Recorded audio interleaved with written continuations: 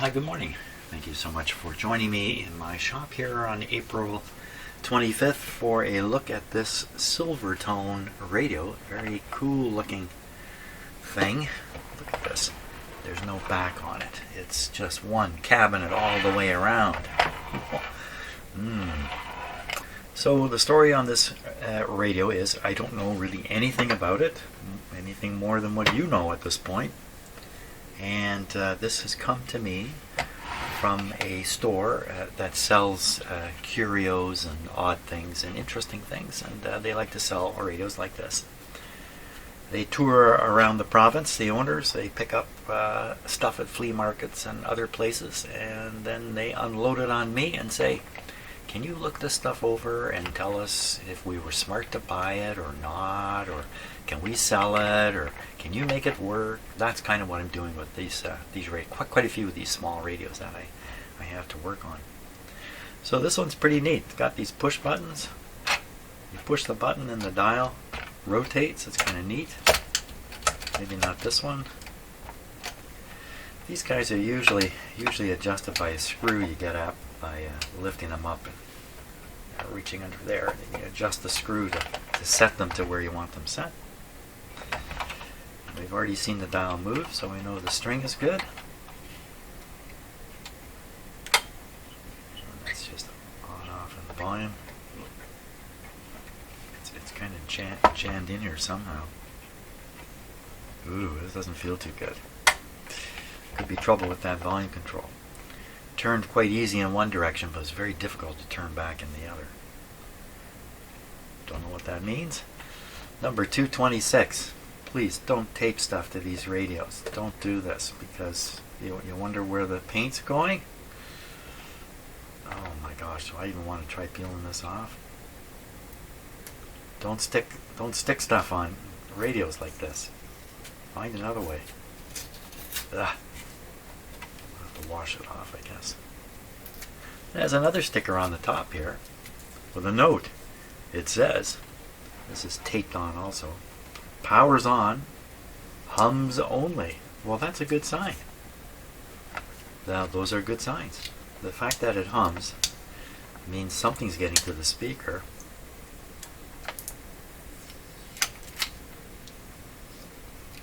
Oh, see, it just took just a little bit of paint off right there. Okay, wasn't the worst in the world. I wonder if this has been repainted. It was originally this brown color that we can see coming through everywhere, and somebody repainted it. Hard to know for sure. It looks pretty good actually. So I'll bet you that's probably painted in the factory. They probably had one that was unpainted. Maybe it's Bakelite under here. I don't know what it is. They probably had a couple colors they were selling. Should we plug this guy in and see what it does? Well, we've already been told. Hums only. I don't need to plug it in and find out. I think we can probably trust that. So I think probably the next step is to remove the radio from the cabinet and take a look at it. Now, there might be some complications here with doing this.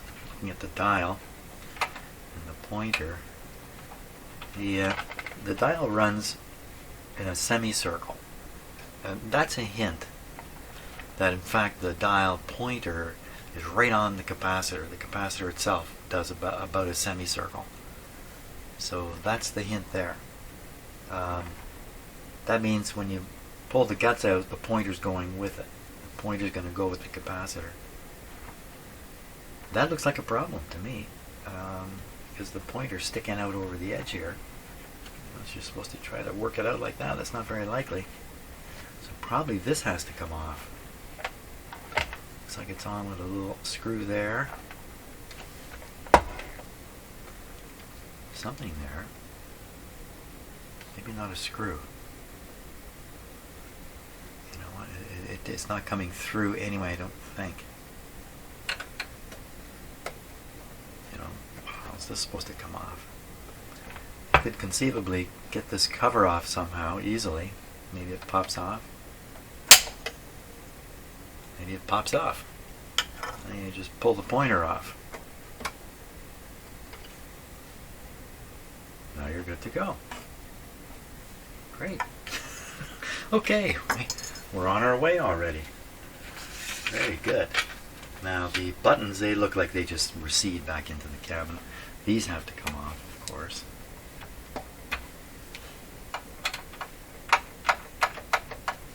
It's probably okay.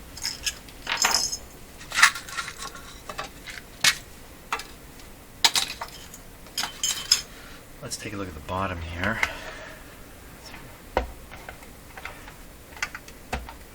Oh, information on the bottom. Oh, it's gapped right out here.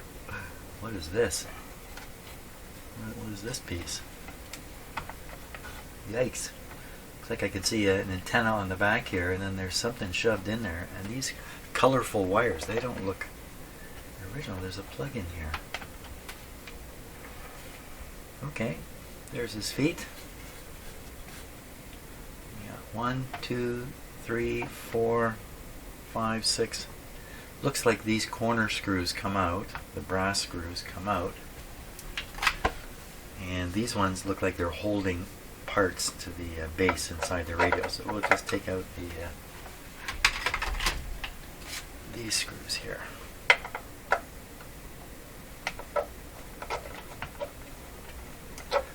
Usually when I'm doing something like this, I'll take the lower screws out and leave the unit hanging from the top, as opposed to taking the top screws out.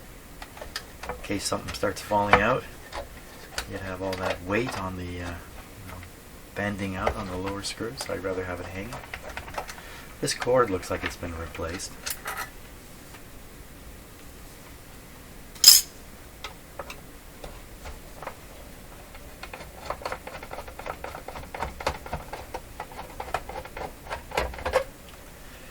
The information we've got here: to service tubes and pilot light. Big long, oh, huge piece of instruction there. And we look inside. What do we got? We've got a 35L6, 12 SQ7, electrical condenser is what that says. 35Z4, 12K7. Oh, this is an older radio than I thought. So it says 12K7, not 12SK7. So this will have grid caps on them. In fact, you can see them, but you can't see them. They're not close enough. It's a terrible diagram, but it has grid caps showing on it. This is a pretty old radio. It's got some writing here. 27, 35. Oh, those are the tubes. Somebody's written the tubes here when they're written right here. Why would they bother doing that? Maybe it's a list of tubes that have been replaced. You know.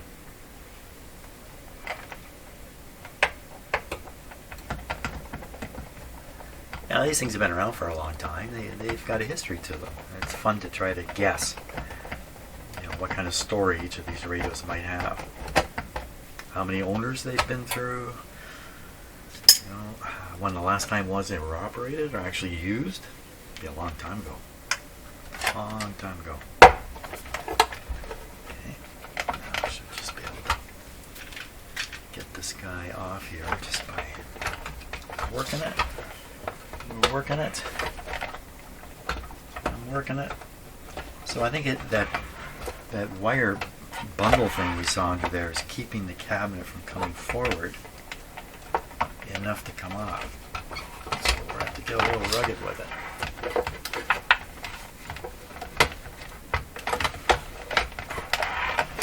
A little rugged.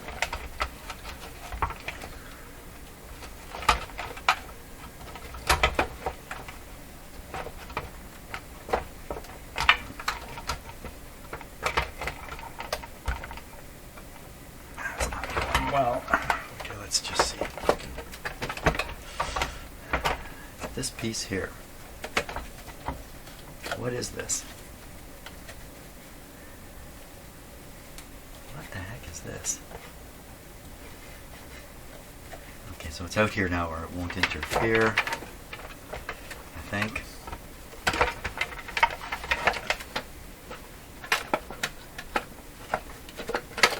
Won't interfere too much. Oh my gosh. This is where the radio meets its end, right here. right here in my shop like this. I'm going to try to lift it out. This is a heavy, heavy radio. Why aren't you coming out? Oh. Wait a minute.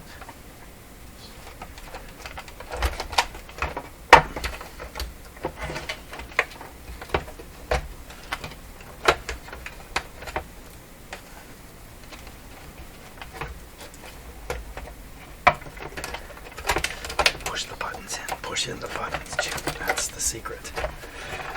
There it comes. Okay. Hopefully I didn't break it during that. The antenna did not come out. Why didn't the antenna come out? There it comes. Okay. That's how the cabinet got all scratched up in the first place. People doing that. Oh my gosh. This is heavy. Why so heavy? Why so heavy?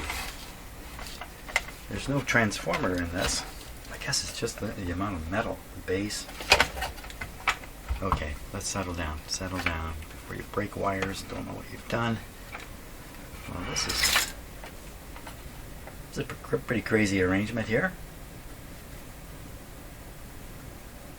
What has gone on with this? So there's a it must be original. It's plugging in here. Well, there's no real reason to unplug it, but I'm going to unplug it.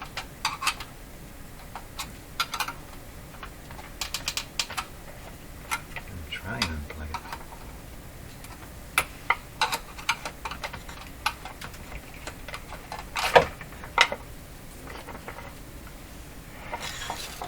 What are you up to here? At the very least, I think these wires have been replaced. I see another hint already that that may have happened. This wire's been replaced here.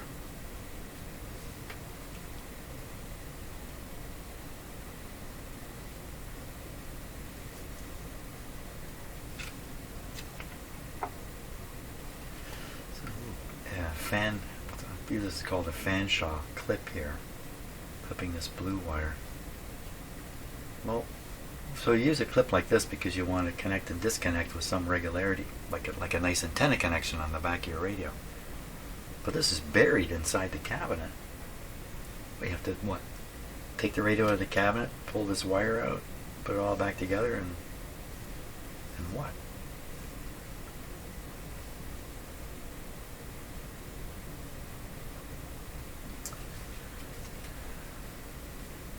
This piece appears to be like just broken off from somewhere too.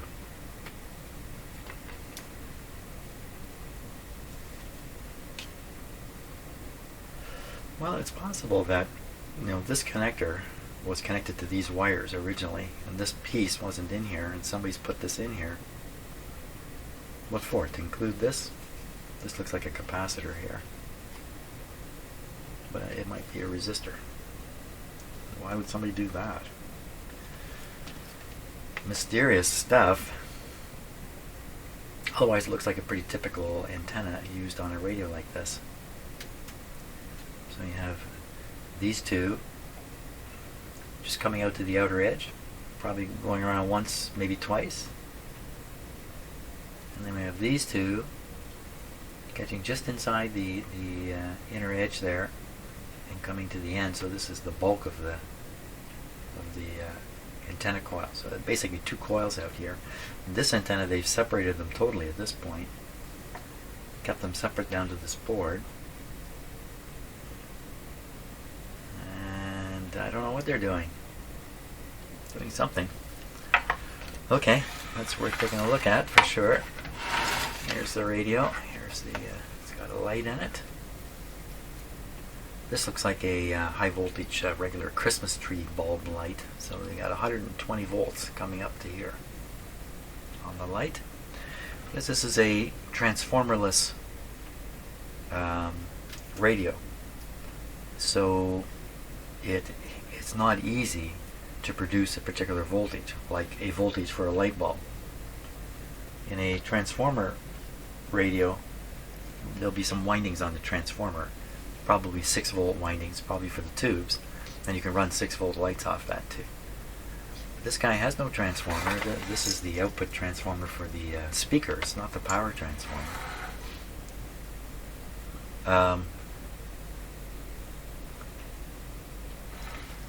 So we do have some unusual stuff here, though.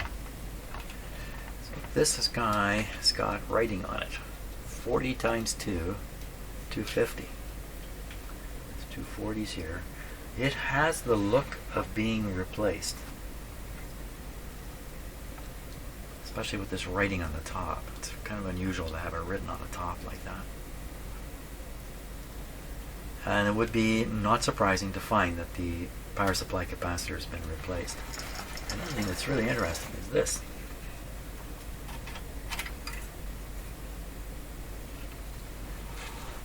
What tube is that? That they have a cover on it. I guess I could look on the chart, but I'll just soon look right at it. Super Silvertone. It's a super. 12S. Right, and I think it's thumbed off. I see a 7. 12SQ7 is what this would be. So it's interesting. It's got an SQ7, like a, not 12. 12, yeah, this would be a 12. 12 SQ7, so they have a single-ended version of the Q7 tube, but they maintained they didn't put the single-ended version of these tubes in. This must have been made right at the end of the period when this was going away. These caps are going away in favor of a tube like that. Is there any way to detect the date in here? I don't think so. I didn't see it. Maybe I missed it. Maybe I missed it underneath. Oh, here's the. All correspondence relative to this unit always mention, in all correspondence relative to this unit, always mention this identification number. 132.802-1. Order replacement parts by mail or through any of our retail stores. Sears and Roebuck. Sears, Roebuck and Company. So Sears Roebuck was never an operator here in Canada, although Sears was.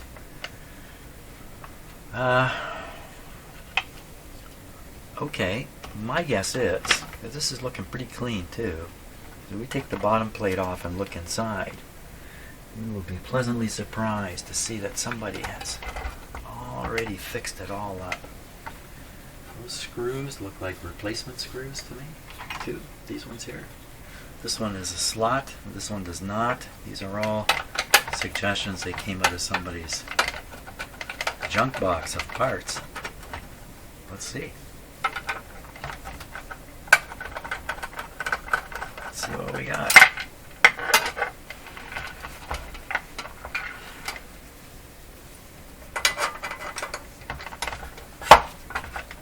Here comes a surprise.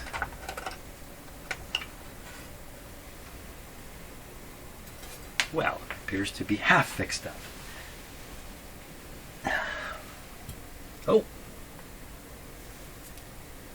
Got that on the outside. But this is for the technicians on the inside. Once again, how to order parts. That's top. How to buy more stuff from us. How to buy stuff from us. Parts list.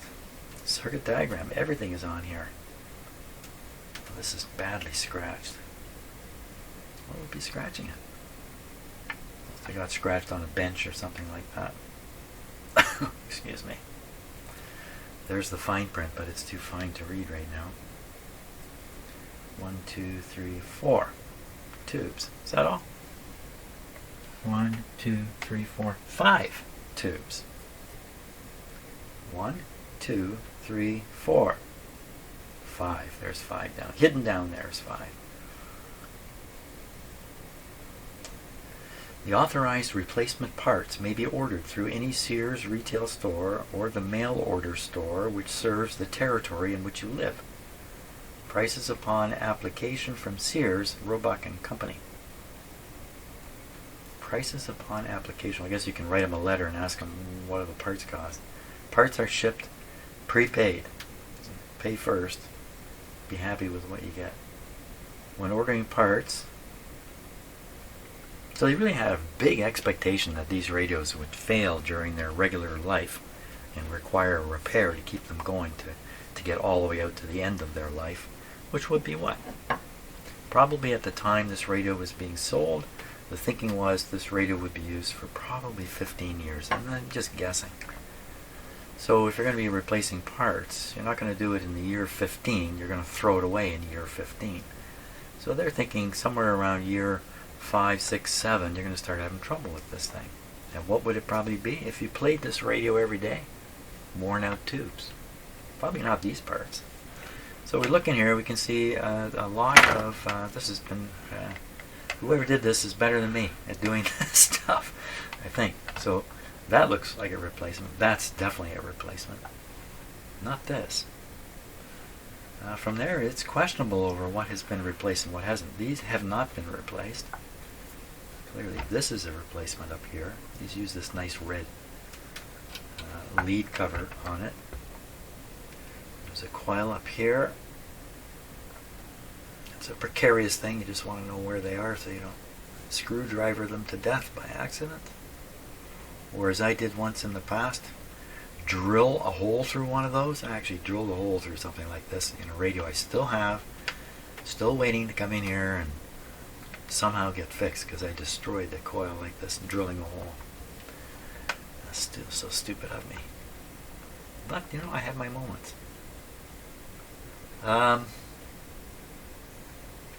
It only hums. So here's the capacitor that I thought was probably replaced. Hard to say. There's a wire here that looks too new. The rest of the wires are all original. I think it's been replaced. I think that's a replacement. It's surprising that this would hum, to me, with a nice replacement. Now, I mean, when was this done? Well, if my original sort of calculation was right, this would be done towards the very end of the life of the radio. The 10, 12 year range, I would think. So that would put this, I don't know what year this radio is, but with these tubes, it's got to be very early 40s. So it would be 1950, 55 this was replaced. That'd be my guess. Yeah, so 55, 2023. Yeah, it could be shot again if that's true. If everything I figured out here is true. Oh, it's a long life. By the Royalistic. Oh, wait a minute here. Royalistic capacitor. Industrial something corporation. Industrial Condenser. That's what it is. Industrial Condenser Corporation. Chicago, Illinois. The Royalistic capacitor. Long life. I think we got to operate this radio and see what it's doing, because what's that hum they're talking about? Is it really a power supply hum, or is there something else going on? Let's give it a go. Now, I wouldn't normally do this. Actually, I do normally do this. Power up a radio without doing anything to it. After inspecting it a little bit and knowing that I have a way of powering things up here in my shop that will, if there's a short circuit in the item I'm powering up, it won't matter. That's just putting the power through these light bulbs up here. And they're in series. Those lights are in series with this load. They are in parallel with each other. So I can select how much bulb, how much let through I want. They're both screwed in right now. So first we practice volume, on and off. So first we start with it off. It's off. Apply the power. Okay, you might have seen some of these meters pop up like this one. 114 volts sitting on the plug. Nothing happening because the switch is off. That's good. That's good. Okay. Power off. Switch on. Power on. Now those lights are going to tell us how much power this thing's drawing. What I expect them to do is come on bright and then dull down.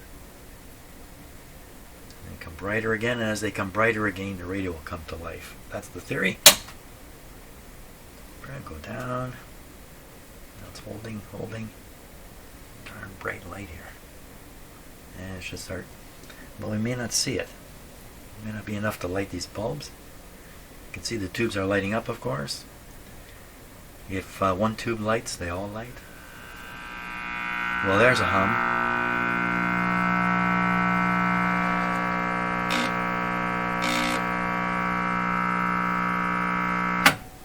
Well, no reason to listen to that. Well, that's indicative of a failed filter capacitor in the power supply. Something else I noticed, because the light was on, I could see the light coming right through the speaker here, and now I noticed, look at the repairs on here. This speaker has been repaired all over the place. What did they use? What did they use? I don't know, but here it didn't work out. So, okay, that's in my future. This light came on. We don't need it on. It's 120 volt light. It's part of. It's not part of the radio circuit in any way. So I'm going to take it out so we don't have to look at it. And now what? Well, we got to augment this. That might be the only thing this radio needs. So I'm going to go ahead and do that. This is a 40 by 2. Let's see what the schematic says, because I'll bet you it's the same thing. Power supply's down in this area. Get my magnifier out.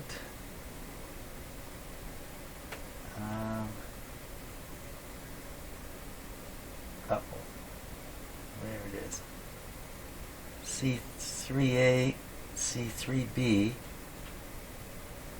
And it looks like there's a inductor between it. I gotta look in the parts list.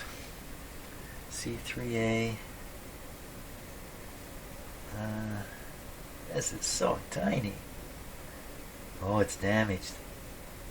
C1 and 40 and a 20.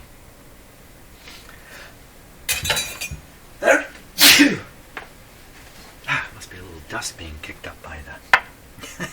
A 40 and a 20. This is a 40 and a 40. And I'm able to put in a 50 and a 50. 47 and 47, in fact. Two 47s. Why didn't they put bigger capacitors in? Bigger capacitors cost more money.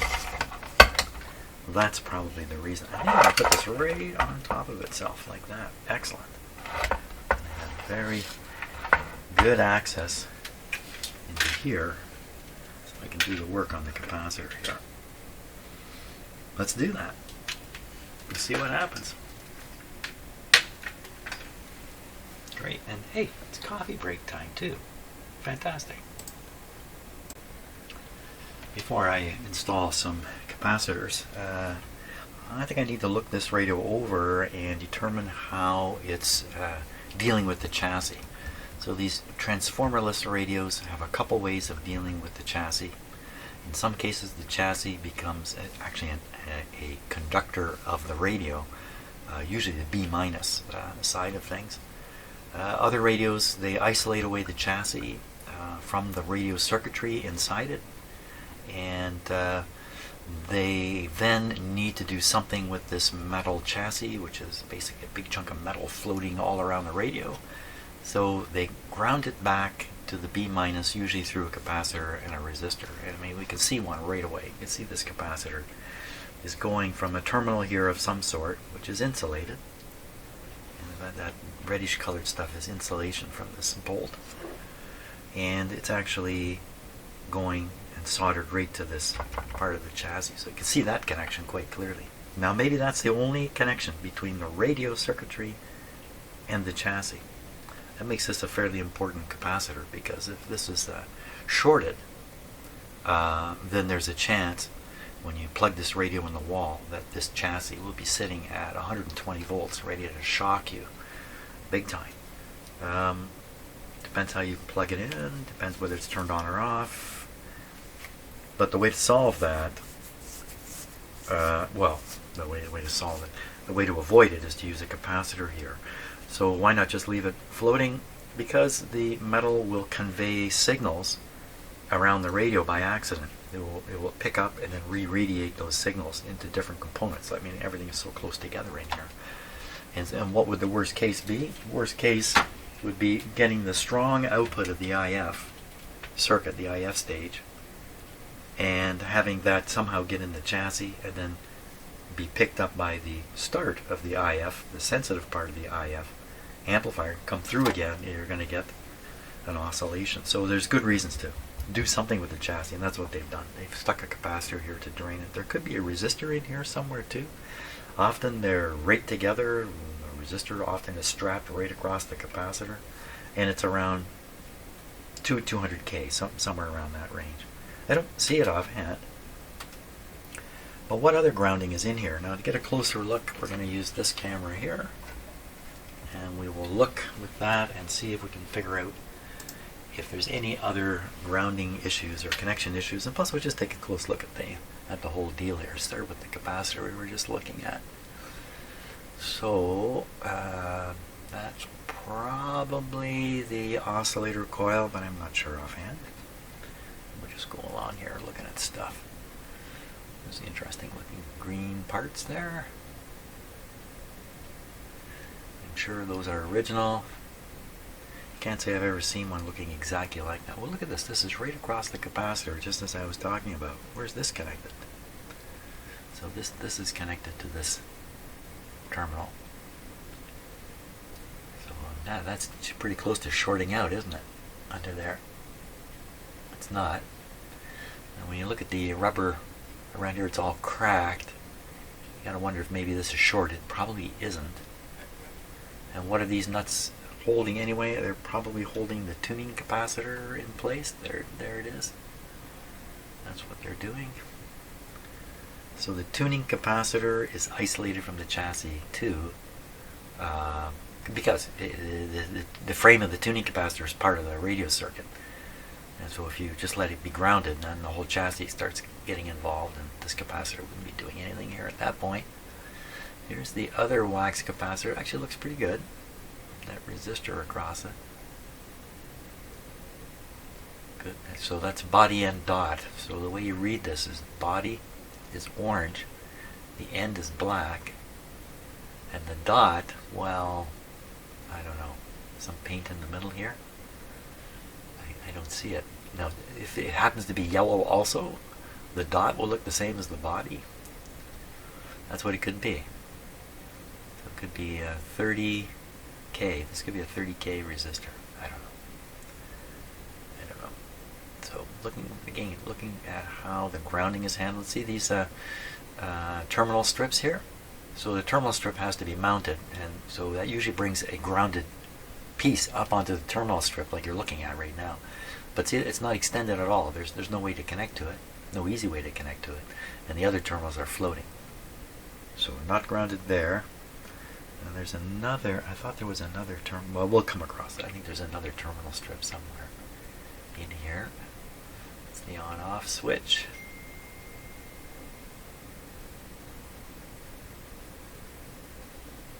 Okay. Here's the capacitor. We need to take a good look at what they've done there. Well, that's clearly a new resistor put in. Got kind of a funny crack in it.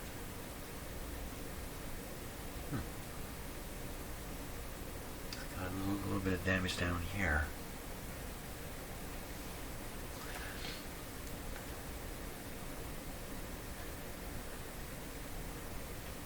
Okay, so here we are. Now looking very closely. We have a bare wire. Well, it's not bare. It's bare, but it's actually a lead to this. I was going to say a bare connection. Bare connection often indicates grounded, but that would be same as the chassis. But this, I don't think this radio. So okay, never mind what I'm saying.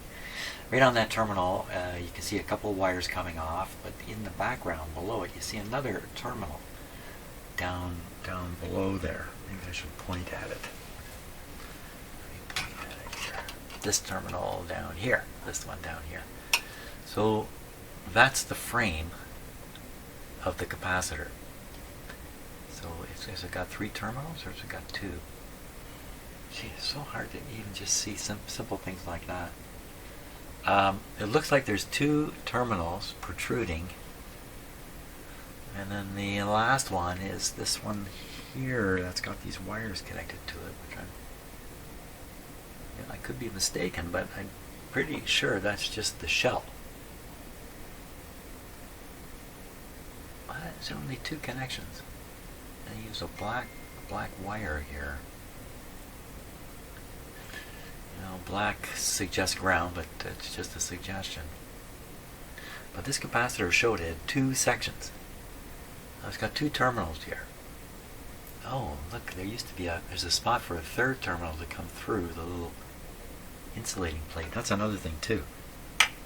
So how is this insulated from the chassis, or is it? So we look up from underneath.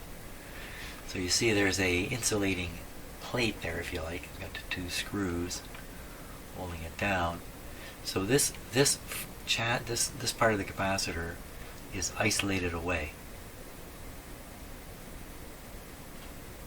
Well, what have they done here then? Because I don't know if you noticed it or not, but that wire that I think is coming from the shell is going over.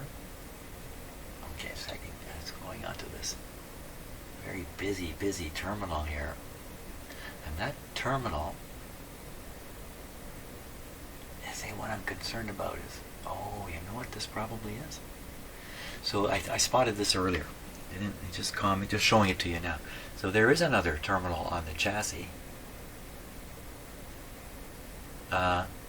What's going on there? So if you look over at the tube, you see the key on the plastic part. She's going to help you count the pins. So if you count, this is pin 1. Pin 1 is soldered to the side of the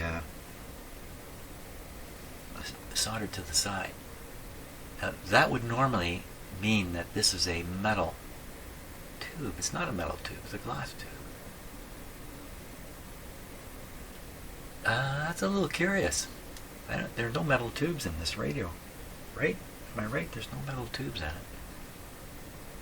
Well, we'll have to look at the arrangement of the what's going on here, because I thought what this is actually a terminal which connects to the metal shell of a metal tube.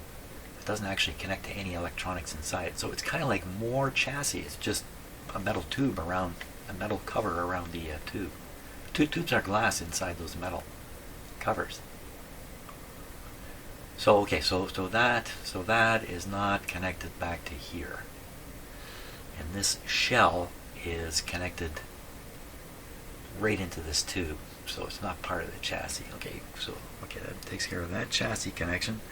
Let's see if we can find another one, because any of these pin 1s might be driven to ground here. That's a pin 1 there. It goes on this black wire. Black wire. What am I looking at? Yeah. Oh. It looks like it's soldered to the chassis again. This black wire. It's a little hard to see in here. No wonder I didn't turn up my some of my shop lights here this morning. I've been in the dark. That's a little bit better. Okay, so we're looking at, I've lost track of where I am here. We were looking at a black wire. I'm going to go over here. Yeah, that black wire, the one here, this one, appears to be soldered to the chassis there. Look at that green wire. What happened to the green wire? Oh, my gosh. Appears to be cooked. Now, my experience is green wires tend to go hard. They tend to become stiff. There's something about the green dye, I think. I don't know what it is, but often the green wires. See the crack? Can you see the crack in it there? It's right there. Right where my screwdriver is, right there. And look at this. This is got solder debris on it from a solder strike. That's what I think that is. So who's in here soldering? Somebody's soldering here? It does look freshly soldered. So you know what? Maybe these capacitors are replacements. They could be replacements. So it would have to be soldered here. Look to see if it's on the outside. It does seem to be on the outside, which means it was the last thing added. There's a bunch of them. Oh, look, here's one. And it's got these red covers, which I'm sure the fellow who worked on this previous to me used these yellow covers. Red covers, rather. Red covers. So we replaced. I bet you maybe these ones are replacements too. It's possible. He replaced a whole bunch with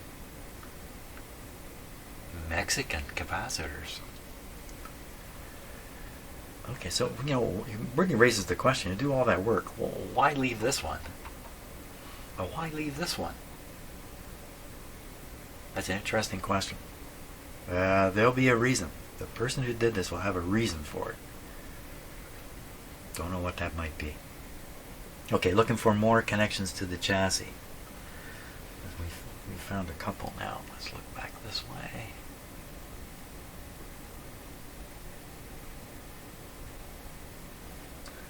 Something happening way down in there. So I'm pretty sure what we're finding out here is that there is one connection, one official connection to the chassis and chassis-like parts. And that's this capacitor here. This guy. This is it. Okay, so that's important information. You're going to change or fool around with the capacitor connections here for the old original capacitor. You need to know what you're doing. You don't want to undo, accidentally do something that will put a ground on the chassis when there shouldn't be one there. So surprising. This thing hums like a son of a gun with this capacitor in it. These metal ones, I found these to be pretty reliable.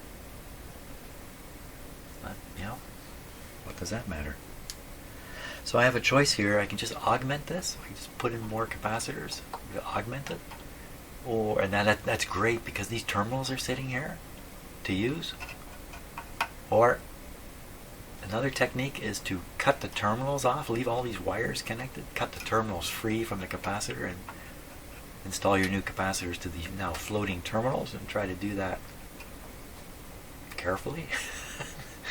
There's some other techniques. You can solder a extension post onto here that is non-conductive and then becomes conductive again. Figure that one out.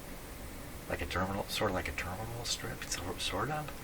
And then you have these terminals. Like the problem here is, if you are not careful, or if you do this a certain way, you'll end up with the new capacitors just floating in here instead of being rigid. Okay, enough looking and talking. I am ready now to put in the capacitors. I will use this ground terminal here as the negative, and these two are the positive terminals. Are you positive, Jim? How could it be anything else? How could it be anything else? Because we follow this negative, we find it going, well, what's it going to? Is it going to the rectifier tube? It's going to the... No, it's not. It's not going to the rectifier tube. Okay, I'm not going to panic over this. I'm going to study a little more on my own and then solder in some capacitors, and then we'll play the radio. I'll bet you it'll work. Get your money out. So I just thought I'd show you this. The approach I decided to take is to cut the terminals off. There's lots of wires, at least going to this one. I mean, it's pretty stiff on its own. I'm just going to hang the new capacitors in there. If I can get the cutters in here. I'm going This one I may do differently. There's only one wire going to it. So maybe, oh no, no. No. There's 2 wires going to it. Oh, you can't even see this. Come on. So I'm trying to plan the location of the new capacitors and that. And yeah, I really think I need to cut this terminal. Let me push it over. And I think I can get the cutters in there. Can I get the cutters in there? Well, this is just floating here. I can get under it. Not that way.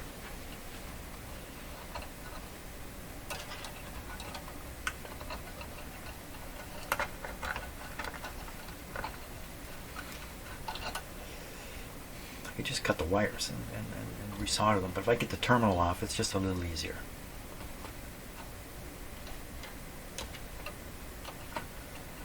I'm going to cut the wires that way. Looks like I cannot get the cutters kind of under it.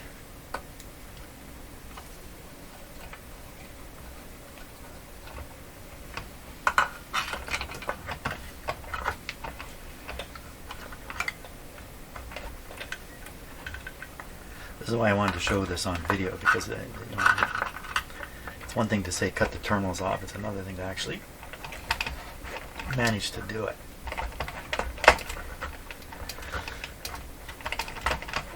Jeepers. Come on. What's holding that on there?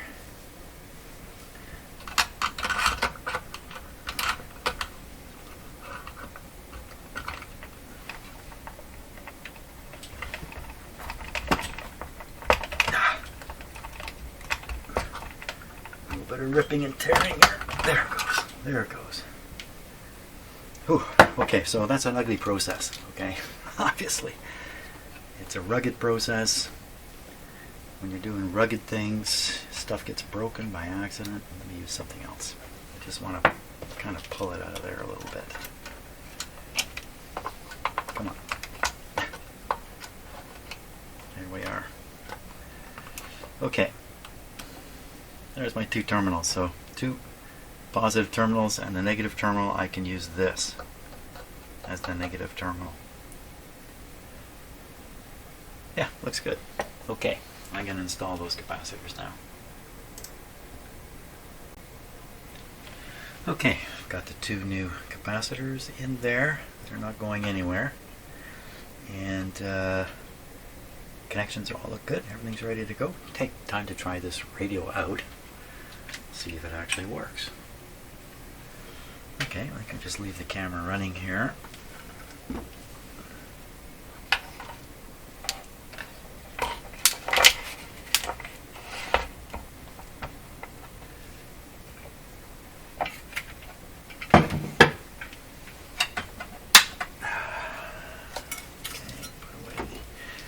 Oh, so dangerous solder. There we go. Okay, I think we're set here.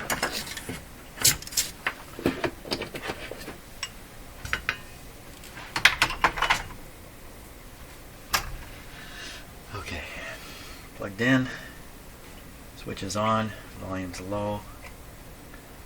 There we go. Dim bulbs.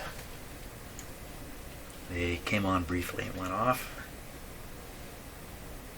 Now you might think putting bigger and bigger capacitors into the power supply filter may lead to a problem. Yeah, I think if you put big enough capacitors in there, the charge up may overload a resistor.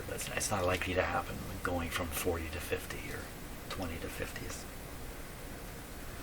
Well, it's very quiet. Hopefully that's a good sign. 103 volts on it. There we are. Okay, let's see what we can pick up. She's a radio.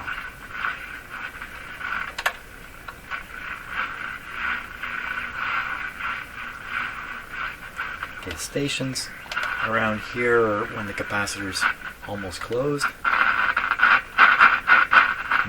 Something rubbing.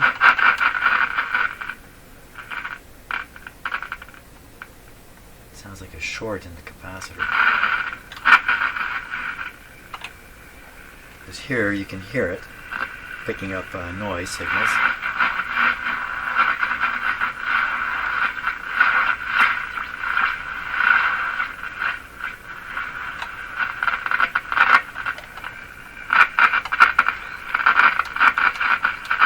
Somebody's rubbing somewhere, and then looks like it's gone. Like that's dead there.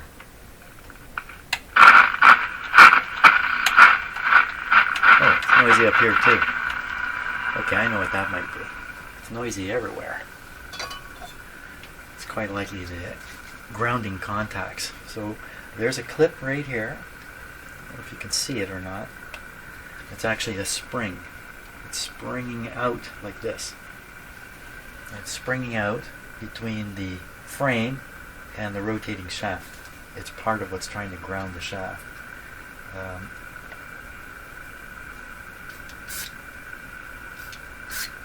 Just get a little bit of this. I like to use WD-40 on this. I'm not right now. I'm using this expensive deoxit stuff. Did we get anywhere already? No. Okay, let's try a little. I will use WD-40 because I want a little oil into here where the ball bearings are.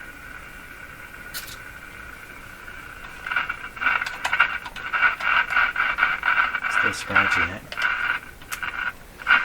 So I think that really says there's some kind of contact going on with these plates. Okay, and we'll just take a moment here. I'm going to probably end the video right about here. We'll take a moment though and just try to verify that this is what the problem is. Oh, I just grabbed the greasy end of the stick here. Greasing something up with it. Okay, we put it into the noisy zone.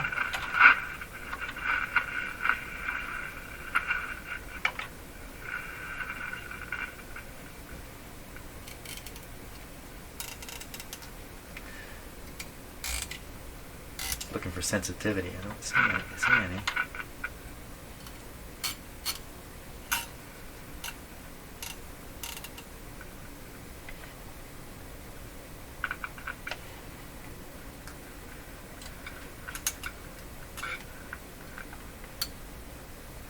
Yeah, does it take some time to nail down what is going on here exactly? So I think I'm going to leave this video here for now. Can you see that this outside plate is bent out slightly? This one's bent out slightly too. That may have been done during the manufacture of the radio on purpose to do the final alignment of basically the radio. Yeah, basically, what else? What else are you going to align with the radio? So we don't want to squeeze these back.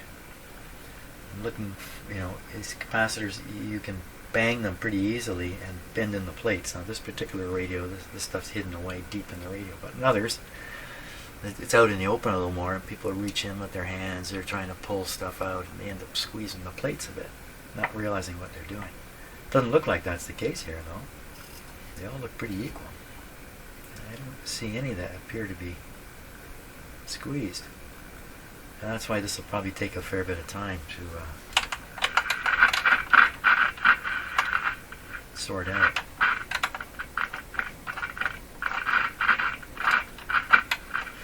Yeah, so, and then you have these plates on the rotor which you can rotate up into view and out again. Then you have the stator plates, the ones back here that are fixed in place. And this radio, well, you get on here, but it's more likely the rotating plates are out of place a little bit. There could be some dirt in there or something. Okay, I think I'm going to stop right here. And we got rid of the hum, and now it's just a question of making the radio work properly. It'll be a nice radio when it's done. Thanks a lot for watching this video, and I'm pretty sure tomorrow we'll finish this guy right off. Well, it's kind of a bad way of putting it, isn't it?